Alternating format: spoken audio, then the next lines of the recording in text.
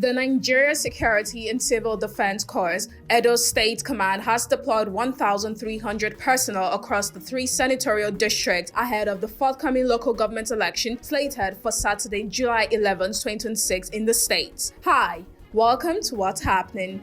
These are our top 10 stories countdown today. At number 10, US President Donald Trump said Wednesday the ceasefire with Iran was over following major exchanges of fire between US forces and the Islamic Republic. Trump blasted Iran as scum and cuckoo after Washington launched strikes on the Islamic Republic overnight, and Iran's guards said they had targeted US bases in the Gulf. Oil prices jumped 5% after Trump's remarks. Trump accused the Iranians of repeatedly misrepresenting what had been agreed in the ceasefire that Washington and Tehran signed on June 17th. At number 9, the Egyptian Football Federation said Wednesday it had asked for the officiating team that handled the Pharaohs' loss 3-2 in the last 16 to Argentina to be thrown out of the World Cup. President of the Egyptian Football Federation filed a complaint with FIFA demanding an investigation into the French referee Francois Letexi after the serious refereeing mistakes committed by the team of referees and double standards which caused the Egypt team to lose the match and leave the World Cup, said a statement from the federation. At number 8, gunmen have abducted 3 students of the Federal University of Lafia in Nasarawa State, while police operatives have rescued one of the victims during an ongoing search and rescue operation. The Nasarawa State Police Command confirmed the incident in a statement issued on Wednesday by its public relations officer, SP Rahman Nansel. According to the command, the students were kidnapped on Tuesday night at Living Seed Lodge, situated in a bushy area on the outskirts of the students' residential community in Lafia. The police said the university's chief security officer alerted the command at about 9:20 p.m., reporting that armed men had invaded the area and taken away 3 students. At number 7, Governor Ademola Adeleke has reaffirmed his administration's commitment to expanding access to quality, affordable healthcare in Osun State as he officially enrolled traditional rulers and their queens in the state health insurance scheme. The enrollment, marked by the presentation of Osun Insurance Health Scheme cards to the monarchs' families, took place alongside Adeleke's commissioning of the agency's multi-purpose hall and his address of the new facility as another milestone in his administration's efforts to strengthen public institutions and improve service delivery across the state. At number 6, the Kano state government says it has executed 1,508 developmental projects valued at 928 billion naira within the first 3 years of Governor Abba Yusuf's administration. The Kano State Commissioner for Public Procurement, Project Monitoring and Evaluation, Nura Iro Maje, disclosed these during a press briefing in Kano on Sunday. According to the Commissioner, 799 of the projects have been completed, while 709 are at various stages of completion across the state's 44 local government areas. Maaji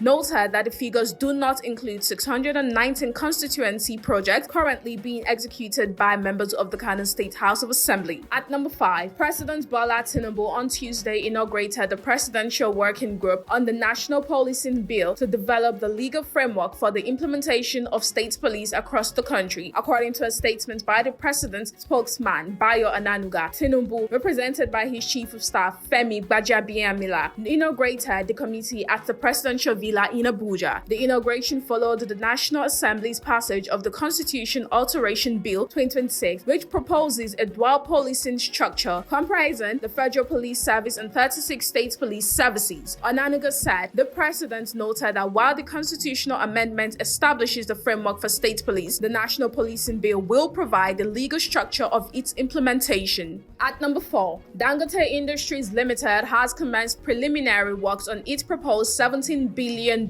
700,000 barrels per day refinery in Kenya, marking the first major step towards what it's expected to become East Africa's largest refining project. The company said the project has advanced beyond the planning stage, with the site already selected, soil test ongoing, and engineering and design work underway ahead of construction. According to Reuters, the refinery, which will be located on Lamu island off the Kenya coast is expected to take about 3 years to complete and will supply refined petroleum products to Kenya and neighboring countries, reducing East Africa's dependence on imported fuels. At number 3, the Kogi State Police Command has announced the arrest of 3 persons in connection with the death of Mariam Usman, a teacher at Brains Minds Nursery and Primary School, Upagmaka, in Olamaboro local government area of the state. A statement issued on Wednesday by the command spokesperson ASP Oyiza Afusat read, the Kogi State Police Command has recorded a major breakthrough in the investigation of a culpable homicide case reported on June 25, 2026, following the death of one Mariam Usman, a staff member of Brains Minds Nursery and Primary School, Upagmaka, Olamaboro local government area. At number 2, the Ondo State Police Command has warned cult groups and other criminal elements against any planned gathering, procession, initiation, or celebration under the guise of the proposed 7/7 cult activities. The command spokesperson DSP Abayomi Jimo disclosed this in a statement issued in Akure, saying intelligence reports available to the police indicates that some cult groups may be planning activities to commemorate the annual 7/7 celebration. According to him, such activities could threaten public peace, endanger innocent lives, and disrupt lawful activities across the state. At number 1, the Nigerian Security and Civil Defense Corps Edo State Command has deployed 1,300 personnel across the 3 senatorial districts ahead of the forthcoming local government election slated for Saturday, July 11, 2026 in the state. This was disclosed in a statement issued by the spokesman NSCDC Edo State Command Ogbebo Efosa on Wednesday. Efosa expressed the NSCDC readiness to protect lives and property as well as critical national assets and infrastructure